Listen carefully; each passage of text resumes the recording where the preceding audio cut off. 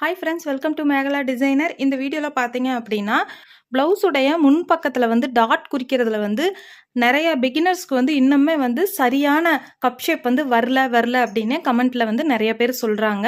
அதுக்கு ஏதாவது நுணுக்கங்களோ அல்லது டிப்ஸும் இருந்தால் சொல்லுங்கள் அப்படின்னு சொல்லி நிறைய பிகினர்ஸ் வந்து கமெண்ட்டில் கேட்டுட்டு தான் இருக்காங்க. நான் வந்து சின்ன சின்ன டிப்ஸ் சொல்கிறேன், இதெல்லாம் நீங்கள் ஃபாலோ பண்ணி பாருங்கள். கண்டிப்பாக கப் ஷேப் வந்து கரெக்டாக உங்களாலேயும் மார்க் பண்ணி ஸ்டிச் பண்ண முடியும். வாங்க இப்போ நம்ம வீடியோக்கு போயிடலாம்.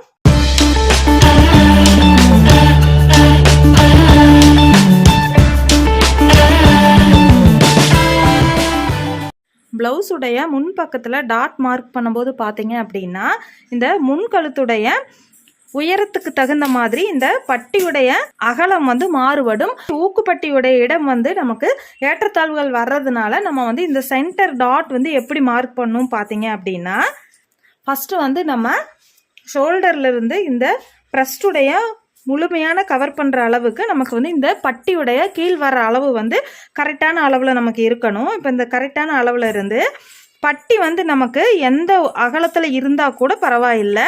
ஊக்குப்பட்டியுடைய அகலத்திலேருந்து வந்து பார்த்தீங்க அப்படின்னா கரெக்டாக ஒரு 3 இன்ச்சுக்கு இந்த சென்டர் டாட்டுக்கு ஃபஸ்ட்டு மார்க்கிங் பண்ணிக்கலாம். அடுத்தது பார்த்தீங்க அப்படின்னா ஒரு 1 இன்ச்சுக்கு நான் மார்க் பண்ணிக்கிறேன்.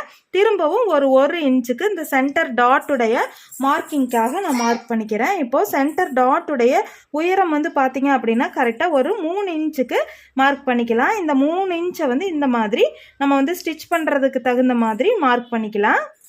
சென்டர் டாட்டுடைய சரியான நீளம் இருக்கு இல்லைங்களா, இந்த இடத்துல இருந்து நம்ம வந்து கிராஸாக ஒரு 1.25 இன்ச்சுக்கு ஒரு மார்க்கிங் பண்ணிக்கலாம். இந்த 1.25 இன்ச்சு கேப் நமக்கு எந்த இடத்துல வந்து மார்க் முடியுதோ அந்த இடத்துக்கு நேராக வந்து நம்ம எவ்வளவு நீளமாக இருந்தாலும் பரவாயில்ல, இந்த ஊக்குப்பட்டியிலேருந்து வர்ற டாட்டுடைய மார்க் வந்து இந்த இடத்துல நம்ம இப்படி பண்ணிக்கலாம். அடுத்தது வந்து பார்த்தீங்க அப்படின்னா இந்த சென்டர் டாட்டுடைய மார்க்கிங்லேருந்து கரெக்டாக ஒரு 1.5 இன்ச்சுக்கு இந்த மாதிரி ஆம் பகுதியுடைய டைரெக்ஷனை பார்த்து நம்ம வந்து இந்த மாதிரி 1.5 இன்ச்சுக்கு ஒரு மார்க் பண்ணிக்கலாம். இந்த மார்க்குக்கு நேராக தான் நம்ம வந்து ஆம் சைடில் இருந்து டாட்டுக்கு வந்து மார்க் பண்ணோம். இந்த டாட்டை வந்து ஒரு 1/2 இன்ச்சு 1/4 இன்ச் அந்த மாதிரி உடல் சுற்றளவுக்கு தகுந்த மாதிரி நம்ம வந்து மார்க் பண்ணிக்கணும். இந்த மாதிரி வந்து முன்பாகத்தை வந்து கட் பண்ண நம்ம மார்க் பண்ணும்போது சென்டர் டாட்டுடைய கேப்பை வந்து இந்த மாதிரி மார்க் பண்ணி கட் பண்ணி ஸ்டிச் பண்ணோம் அப்படின்னா கப்புடைய ஷேப் வந்து கரெக்டான பாயிண்டில் நமக்கு வந்து வரும்.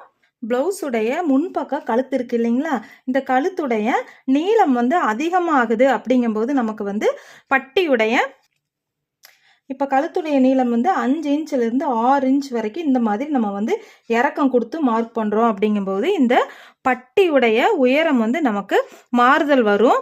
அதாவது 5 இன்ச் 5.5 இன்ச் 6 இன்ச் அப்படிங்கிற மாதிரி இந்த மாதிரி பட்டியுடைய உயரத்தை கணக்கு பண்ணி நம்ம வந்து சென்டராக இந்த சென்டர் டாட்டை வந்து நம்ம மார்க் பண்ணக்கூடாது. இந்த பட்டியுடைய சென்டர் பக்கத்தை பார்த்து நம்ம வந்து மடித்து இந்த சென்டர் டாட்டை வந்து பிடிச்சோம் அப்படின்னாலும் நமக்கு வந்து கப் ஷேப் வந்து கோணையாக தான் வரும். இது வந்து எல்லா பிகினர்ஸுமே தெரிஞ்சுக்கணும்.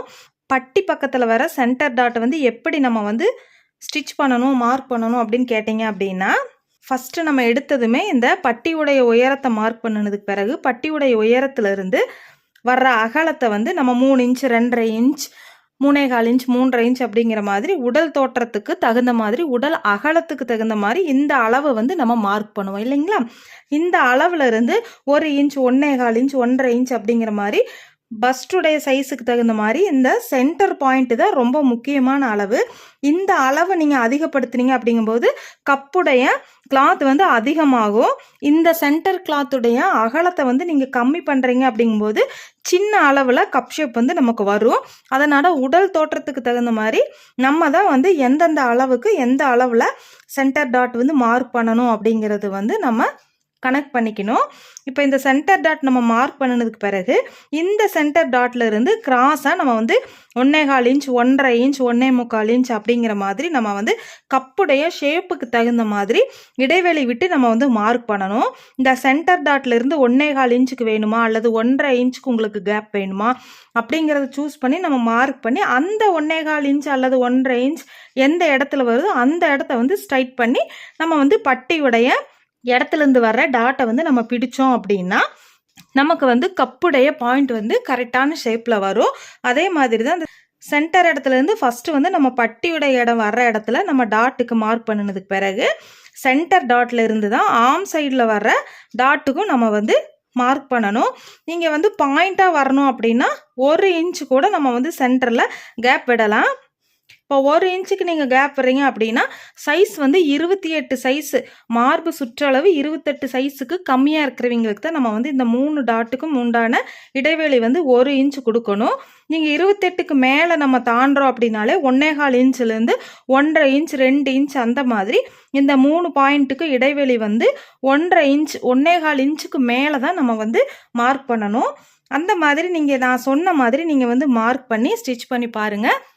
கரெக்டான ஷேப்பில் வந்து கப் டாட் உங்களாலையும் ஸ்டிச் பண்ண முடியும். இந்த வீடியோவில் ஏதாவது டவுட் இருந்தது அப்படின்னா கமெண்ட்டில் சொல்லுங்கள். அடுத்த வீடியோவில் பார்க்கலாம். தேங்க்யூ.